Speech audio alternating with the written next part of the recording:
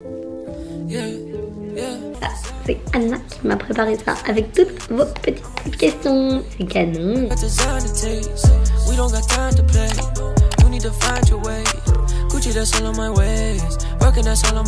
Alors c'est parti pour une vidéo foire aux questions. Ça faisait très longtemps que j'en avais pas fait une. Comme ça permettra aux nouvelles qui sont arrivées de savoir qui je suis. Et puis il y a plein de nouvelles questions auxquelles je n'ai pas répondu depuis très longtemps. Donc comme ça répondra de manière générale à plein de questions. On va passer par plusieurs points. Perso, pro, sport, études, parcours, mon chéri, enfin plein de choses. Et il y a 60 questions. C'est parti. Donc question numéro 1. Tu as quel âge? Alors j'ai 27 ans, on est au mois de février et je vais avoir 28 ans au mois de mai. Tu mesures combien? Je mesure 1m55. Je suis un petit gabarit comme on dit. Quel est ton premier tatouage? Alors mon premier tatouage c'est un tatouage que j'ai le long des côtes là. Celles qui me suivent doivent voir lequel c'est. Voilà, c'est un tatouage que j'ai tout le long des côtes. Je l'ai fait à New York. Quel signe astro? Je suis donc taureau puisque je suis née le 2 mai. Tu préfères la vie parisienne ou la vie bordelaise? Alors j'avais un peu de mal au début avec Paris quand je suis arrivée il y a maintenant bientôt 4 ans, 3 ans et demi. Mais du coup maintenant à choisir je préfère largement la vie parisienne. Quel contact réussis-tu à garder avec tes amis bordelais? À Bordeaux en fait on est une petite team. Donc pour ceux qui connaissent il y a Thomas, Johan avec leur chérie, Chloé ma meilleure amie et Jordan. Donc voilà on est une petite team, on est 6 quoi. Bah les contacts on s'écrit régulièrement. Alors c'est pas les personnes effectivement avec qui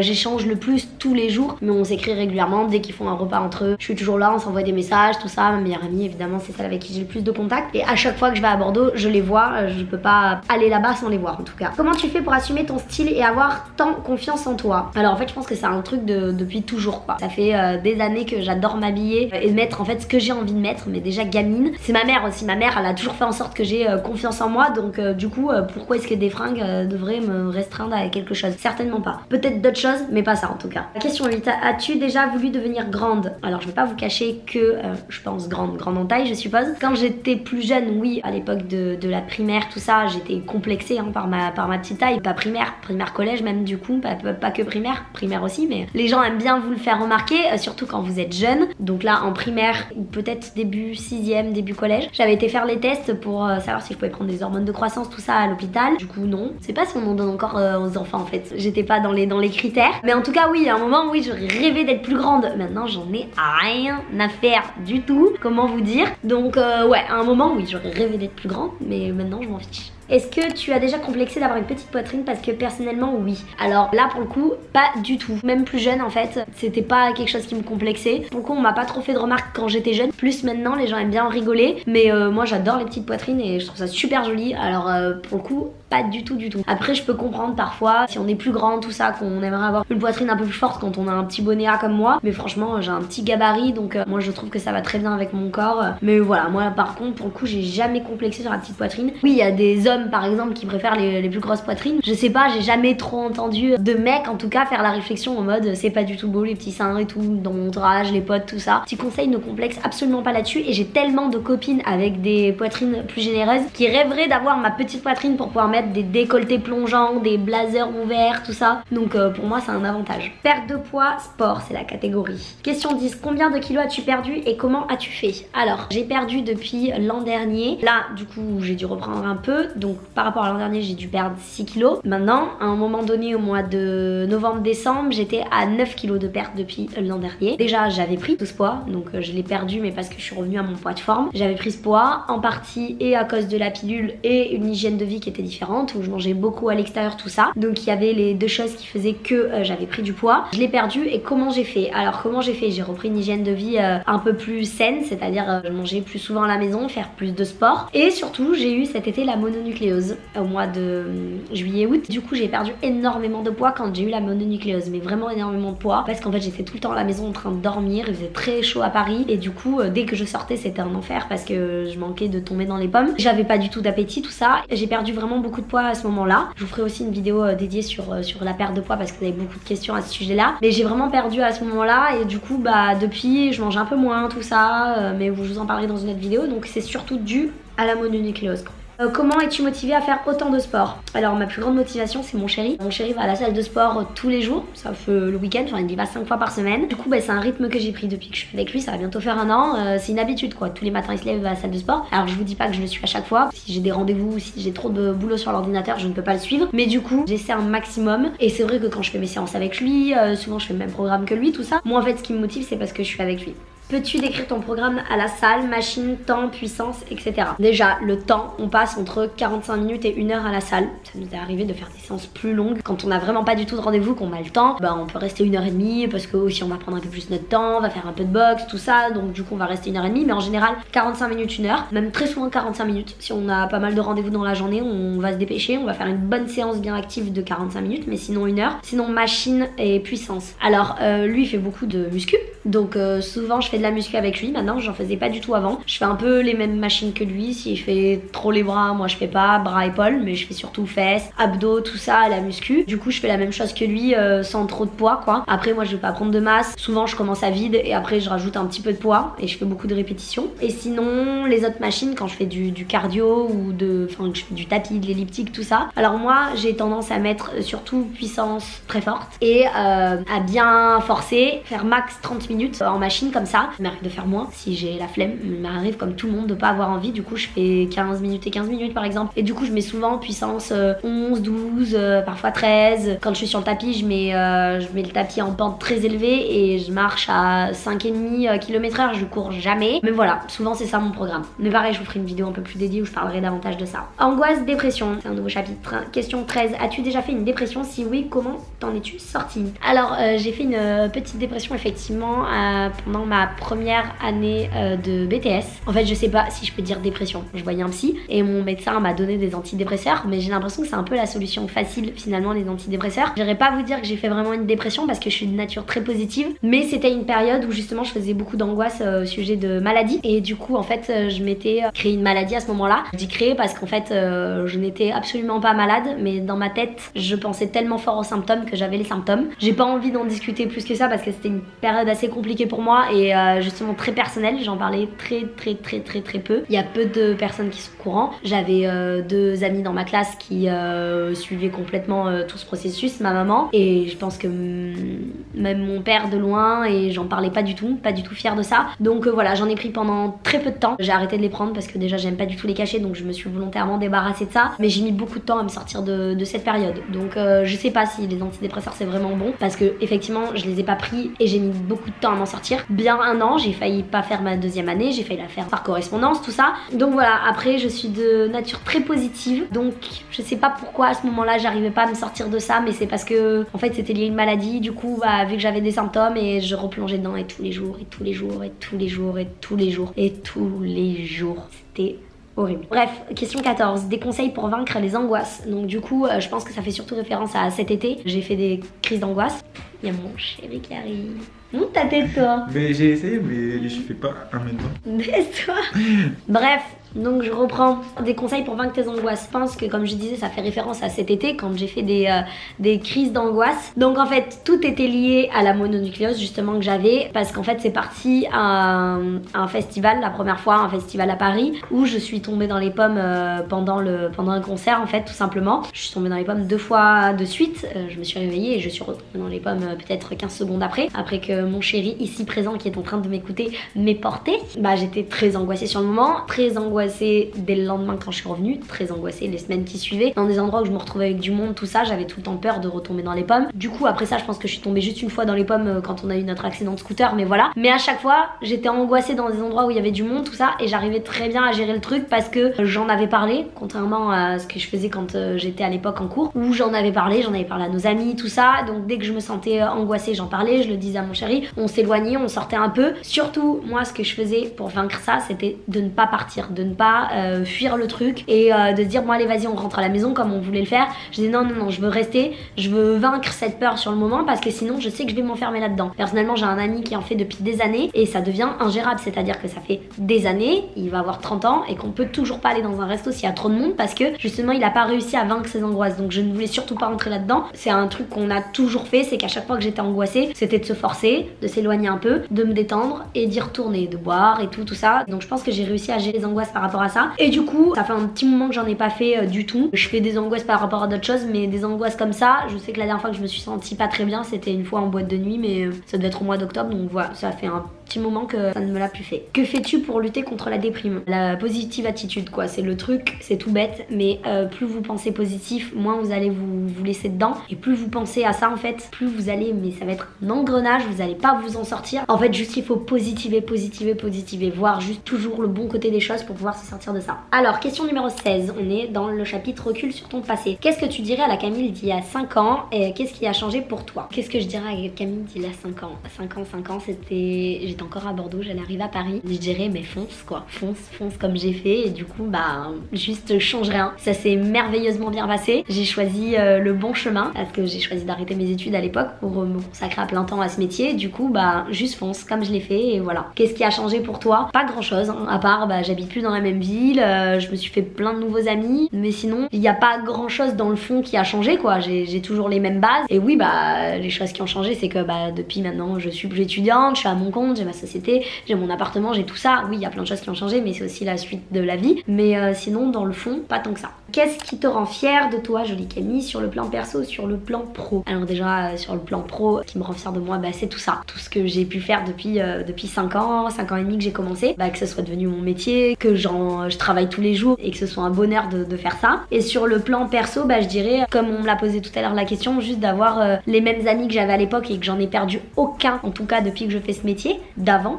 ça, c'est incroyable. Avenir, penses-tu rester vivre à Paris ou en es-tu avec Los Angeles? Alors oui, pour le moment je pense rester à Paris. Les projets pour Los Angeles ont complètement changé depuis que j'ai rencontré du coup mon chéri, parce que bah, c'est différent quand vous êtes seul ici, célibataire, vous avez envie de changer tout ça. Los Angeles ça reste la ville où je me sens le mieux après Paris, mais du coup bah, on est tellement bien à deux ici que plus tant que ça envie de changer de ville quoi. Tu te vois comment dans 5-10 ans? Alors je dirais plus dans 5 ans parce que 10 ans c'est loin et j'en ai pas la moindre idée. Dans 5 ans, bah, je pense du coup toujours à Paris. J'espère mariée. Du coup il est là, donc je passe tous les messages.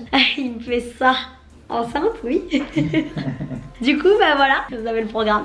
Question pro, ton boulot et ton avis sur ton métier. Partage avec nous ta journée type organisation boulot. Un peu compliqué de vous faire une journée type comme ça parce qu'elles sont jamais les mêmes. Mais du coup, si je dois prendre en règle générale une journée comme il y en a peut-être 3 dans la semaine, c'est déjà je me lève, je traite les mails. Je travaille à distance avec Anna qui gère tous mes mails, tous mes partenariats, tout ça. Mais en fait, j'ai une vue sur tout ce que je reçois. Donc elle me prépare des tableaux que moi je remplis par la suite. Donc tous les jours je fais ça quand je me lève, je traite les mails. Ensuite je vais bosser sur différentes choses qu'on m'a demandé par mail, justement de faire une sélection sur un site pour une marque. Ça me prend beaucoup de temps, et si j'ai le temps parce que j'ai pas un rendez-vous qui m'attend ou autre, je me mets à commencer à bosser un thème sur le blog, une sélection shopping justement, tout ça. Donc ça je vais le faire le matin. Après donc si j'ai pas de rendez-vous de suite, je vais au sport. Quand je reviens du sport, douche, tout ça, je m'habille. Souvent j'ai un rendez-vous, je fais soit avec un déjeuner, soit un rendez-vous dans un showroom, rendez-vous avec une marque ou autre. L'après-midi on shoot avec mon chéri, on shoot la tenue que je porte sur le moment, et ensuite derrière je vais revenir à la maison et je vais retravailler sur l'ordinateur sur de nouveau les mails que j'ai reçus et continuer à traiter un sujet que je traite actuellement sur le blog, comme je vous disais, une sélection shopping, une vidéo YouTube que je dois tourner, tout ça. Voilà, en règle générale ça se passe comme ça.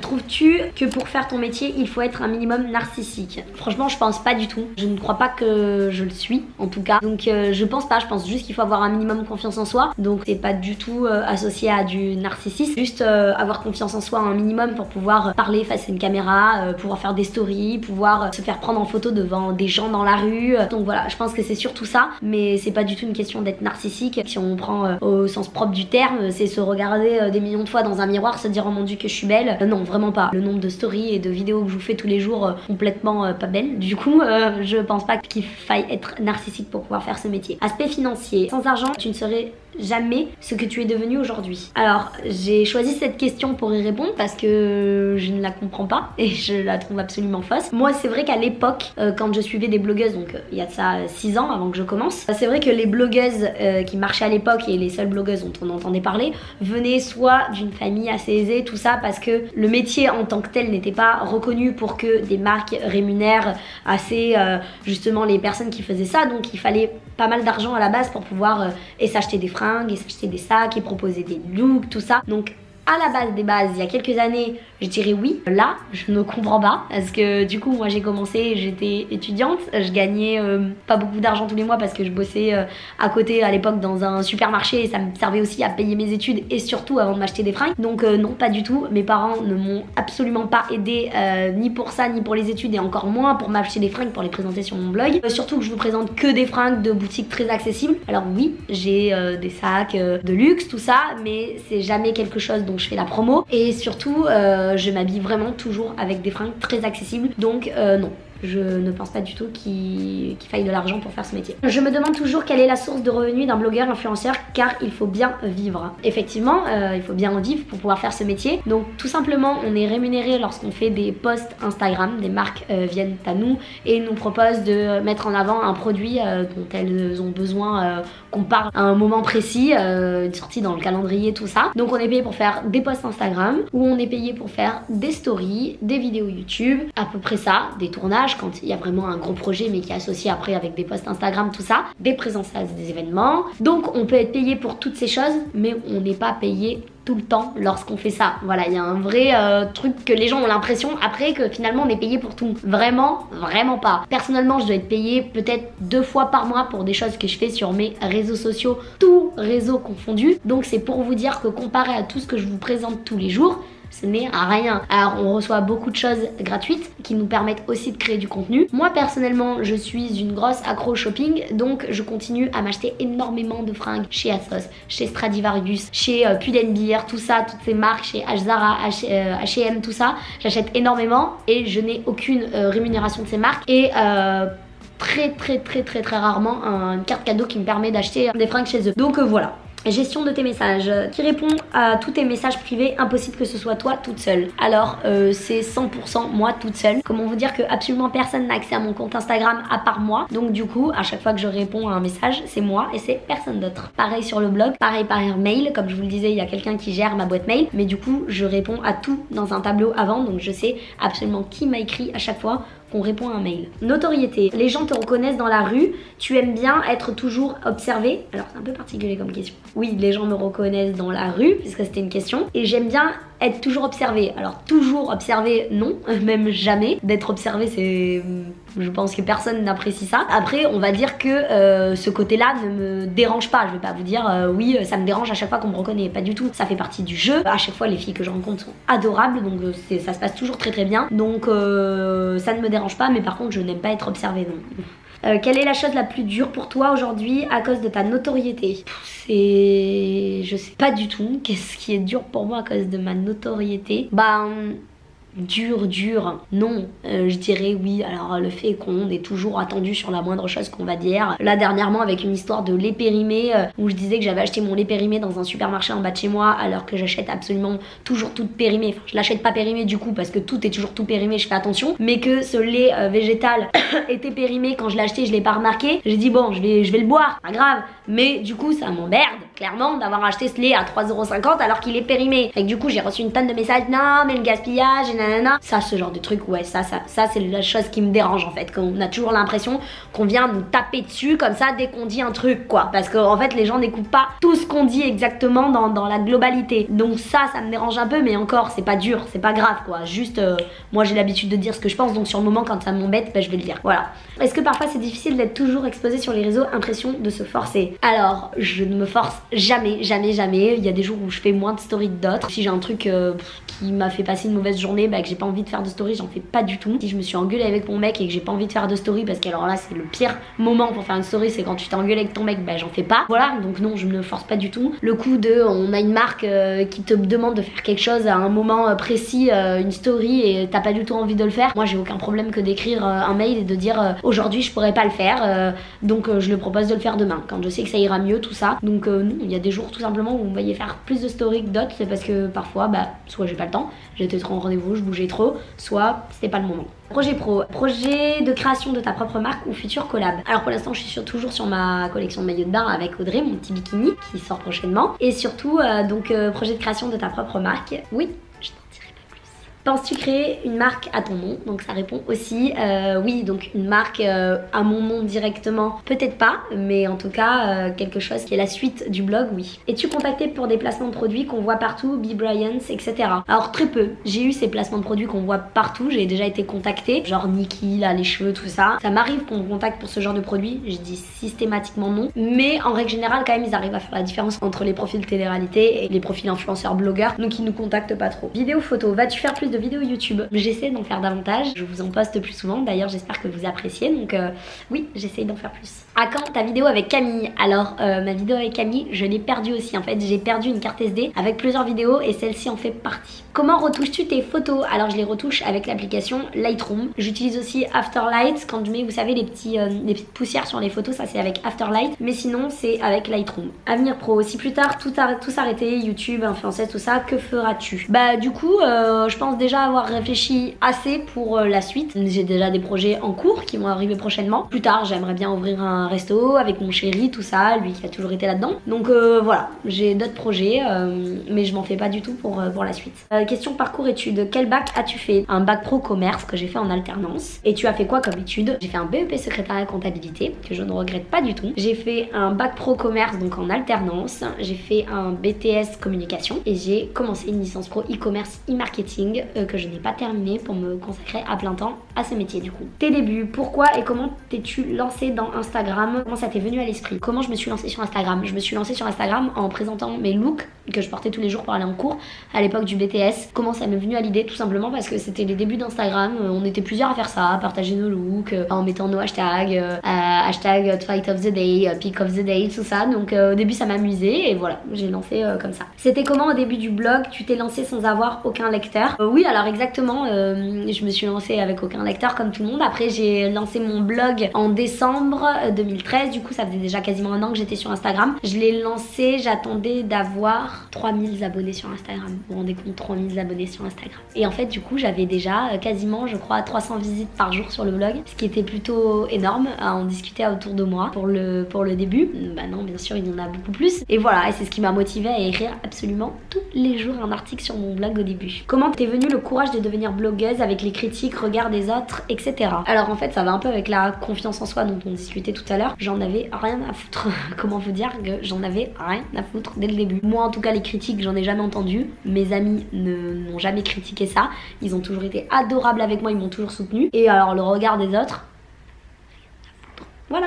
Les influenceurs aujourd'hui, pour toi, est-il aussi facile qu'à ton époque de devenir influenceur maintenant? Non, pas du tout. Alors il y a moyen que ce soit très facile en achetant des abonnés, en utilisant des robots, des trucs comme ça qui vous permettent d'arriver très très vite, voilà. Mais sauf qu'en fait personne n'est dupe et surtout dans les agences au niveau des marques et entre influenceurs, ça c'est très vite. Du coup les personnes sont grillées assez rapidement. Mais par contre c'est plus compliqué qu'à l'époque je trouve. J'aimerais pas me lancer maintenant parce que du coup je pense que j'aurais beaucoup plus de mal. Le coup des hashtags à l'époque, de tout ça, c'était beaucoup plus facile et l'algorithme était bien meilleur. Vous postiez une photo, elle apparaissait dans le feed d'actualité des gens qui étaient abonnés à vous. Non, vous postez une photo, elle n'apparaît pas et peut-être qu'elle apparaîtra le lendemain. Alors, question sur Sam. Donc Sam, S2AM, mon chéri. Sam et toi, la rencontre, ça fait combien de temps que tu es avec Sam? Alors ça va faire bientôt un an, en tout cas ça fait un an qu'on s'est rencontrés, là on est au mois de février, ça fait un an qu'on s'est rencontrés, après on s'est mis en couple plus tard. On n'a pas vraiment de date dans notre tête parce qu'on s'est vu plusieurs mois avant de dire ça y est là on est en couple, parce qu'au début on était du genre non on se pose pas en couple, tout ça, nanana. En tout cas je sais que le premier bisou, et parce qu'on a retrouvé une vidéo de quelqu'un qui nous avait filmé le jour de ce premier bisou, c'était le 25 mars. Voilà. Comment as-tu rencontré Sam? Alors Sam je l'ai rencontré en boîte de nuit. Il bossait à l'époque en boîte de nuit, il a bossé pendant longtemps en club et je l'ai rencontré là-bas, au Titi Twister à l'époque. Combien de temps avez-vous attendu pour vous mettre en couple et pourquoi? Je dirais qu'on s'est mis ensemble vraiment au mois de mai, donc on s'est rencontrés au mois de février, embrassé au mois de mars, avril, mai, donc on a mis 2 mois avant de se mettre en couple. Ça m'a paru très long parce qu'on se voyait déjà beaucoup à ce moment-là. Et pourquoi on a attendu? Tout simplement parce qu'il sortait d'une relation que moi, vu ce que lui me disait, non j'ai pas envie de me mettre en couple, tout ça, moi non plus du coup, fais pas le malin, t'es un mec de boîte de nuit, j'ai pas du tout envie de me mettre en couple avec toi non plus. Du coup on était totalement d'accord sur les 2 points. Et un jour, en fait on s'est dit non, ça y est, on se met ensemble. Mais on s'est vraiment vu beaucoup parce que je ne montrais fait rien du tout, genre en été, mais genre on était ensemble à Coachella, tout ça, on s'est beaucoup vu. Ton homme est de quelle origine? Alors, donc il est français, mais sinon il est d'origine iranienne. Il rigole.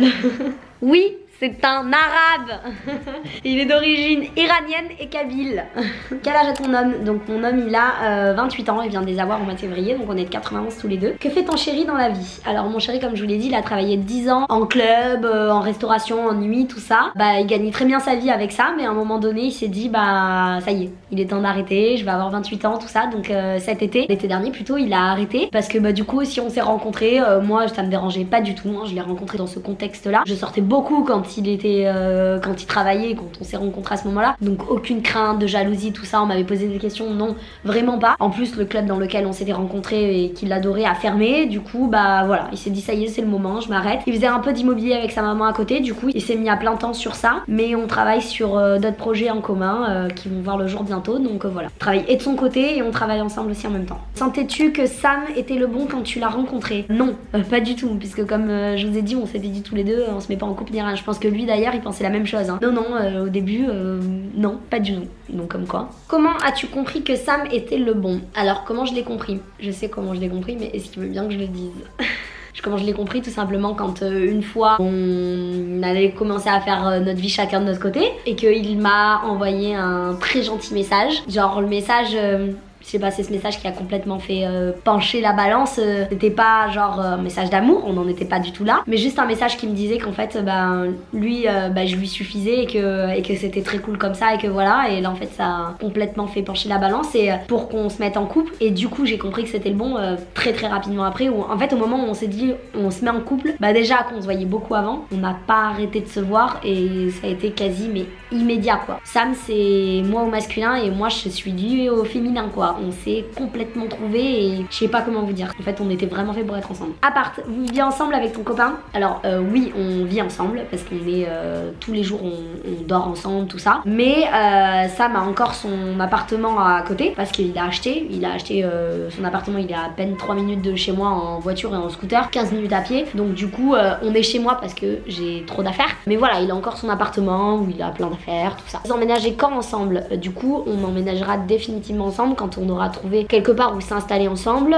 Donc on cherche un nouvel appartement où s'installer, à acheter tous les deux. Penses-tu rester dans ton appart ou tu fais des recherches? Donc voilà, on cherche à acheter. Tes projets à l'avenir ont-ils été revus depuis que tu es avec Sam? Donc oui, effectivement, comme je vous ai dit, Los Angeles en l'occurrence, ça a changé depuis. Et oui, en fait j'ai plein de projets maintenant que je suis avec lui. Ça me permet de faire beaucoup plus de choses parce que finalement on bosse ensemble sur plein de choses. Donc je suis beaucoup plus productive depuis que je suis avec lui. Et donc oui, on a plein de projets en commun et donc plein de choses ont évolué depuis qu'on est ensemble. Avez-vous des projets en commun avec Sam? J'adore vous suivre en tout cas. Merci. Oui, on a des projets en commun comme je vous le disais. Restez connectés, ça arrivera bientôt en tout cas, j'espère. Mariage enfant. À quand le mariage?